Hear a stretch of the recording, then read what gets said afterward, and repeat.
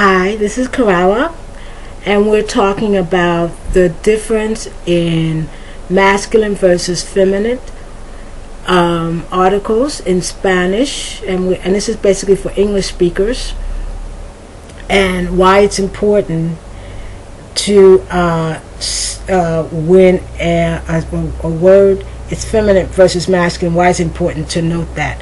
Now, of course, I'm giving you exceptions because most of the time, a word is either feminine or it's masculine.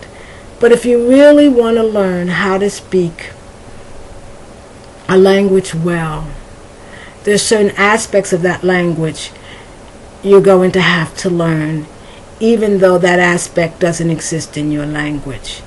And it's so funny because, and I said this in one of my other videos, as you learn how to, as you begin to pick up certain aspects of a language that maybe in the beginning seem not so important. So if I say it wrong, it won't make that much of a difference. But as you begin to pick it up and try to say it the way that the native speakers say it, you're probably going to always have an accent, especially if you learn the language after 7 years old. But you're going to begin to, I don't know, like I said before, I think your brain changes. I think you make different pathways in your brain, and you begin to really understand the language. And you're able to anticipate what someone is going to say, or you can kind of guess what someone is thinking, and that person ceases being the other. He's no longer, or she's no longer the other. Like you see that. I mean, I'm not saying that if you don't understand a person's language, that you see that person as something strange from outer space and alien. But to a certain point, you do, because there's no communication. But once you're able to begin to think along the same lines as that person, it's true, the person ceases to being the other. You begin to understand each other more, and you can begin to anticipate in their language certain things that before seemed to you totally alien. So it's good that I'm looking at when the article, whether it's feminine versus masculine, is important, and that you can really cause a breakdown in communication. But that's not why you should learn it. You should learn it because you want to learn how to speak a language that is spoken by millions of people on the same continent on which we live, or on the same planet on which we live. If I had my choice, I would learn as many of the major languages and maybe a couple of the minor languages. Minor, I mean not that many people speak it. I don't mean culturally minor. Anyway, let's get back to it. So here we go. El cámara means the cameraman. El cámara. Versus la cámara has a couple different meanings. It means camera. It means chamber, like a bed chamber. A room, which is a chamber. A cavity, but I don't think it means a cavity here. Okay, that's another word. But a cavity like a hole, like an eye socket. That's a cavity. It's a hole. All right. Let's look. El canal, canal, channel, ditch, versus la canal means the front edge of a book, the gutter, or a carcass. Now, those are very, very different things.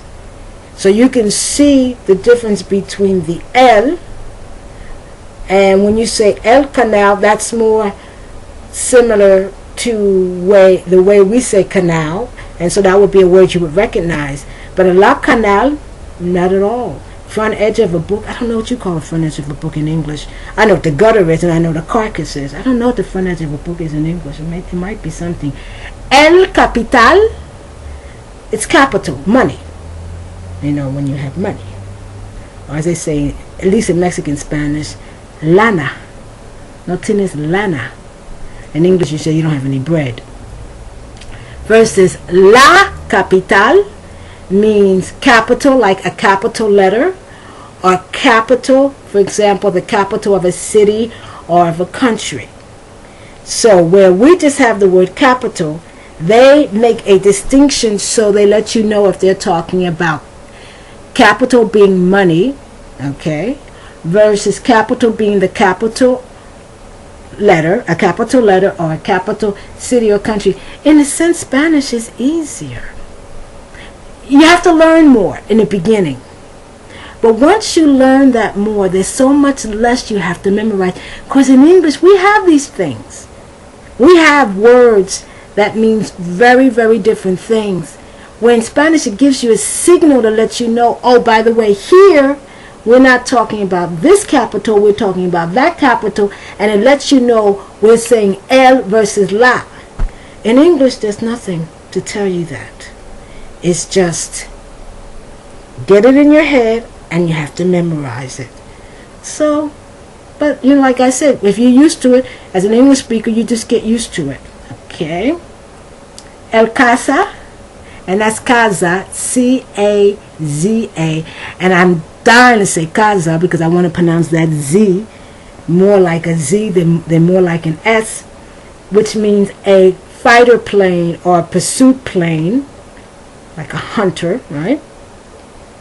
Versus la casa, you know, a fighting plane. No, el casa is a hunting plane or a fighting plane, versus la casa, and I'm pronouncing C-A-Z-A. I'm not pronouncing C-A-S-A, which is la casa.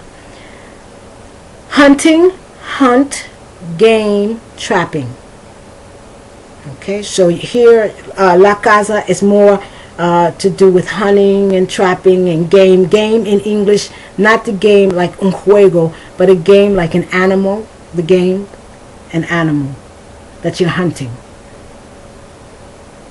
El cólera is cholera in English, so it's a cognate.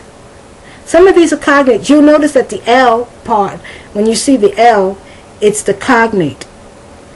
Versus the la, that's the one that's very different from the English. So that when you say el capital, or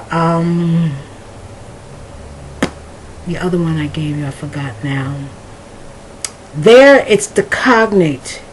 When you say la, it's a little bit different. But no, porque la capital would also be. Sorry, forget what I just said. Okay. So, cólera. And la cólera is angry, fury, anger, excuse me, because it's a noun. Anger, fury, rage. So, cólera, la cólera is you're talking about anger and fury and rage.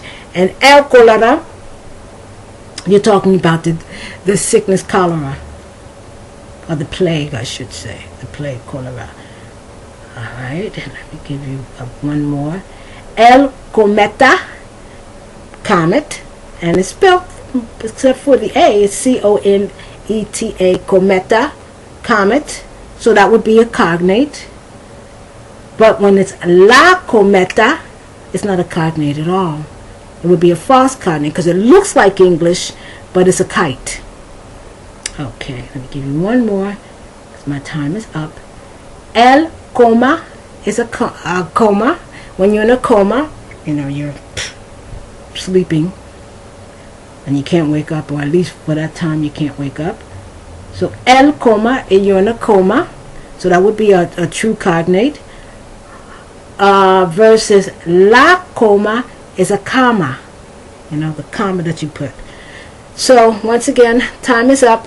I'm going to give you one more video on this, and in the next video I'm not going to just be talking about the articles. I'm also going to be looking at accents and how important accents are, and that you just can't ignore them or think they're exotic and just put them anywhere in the sentence. Okay, Coralla Ficklin at CorallaFicklin.com or Pedians.com, and that's where you can get all my writings.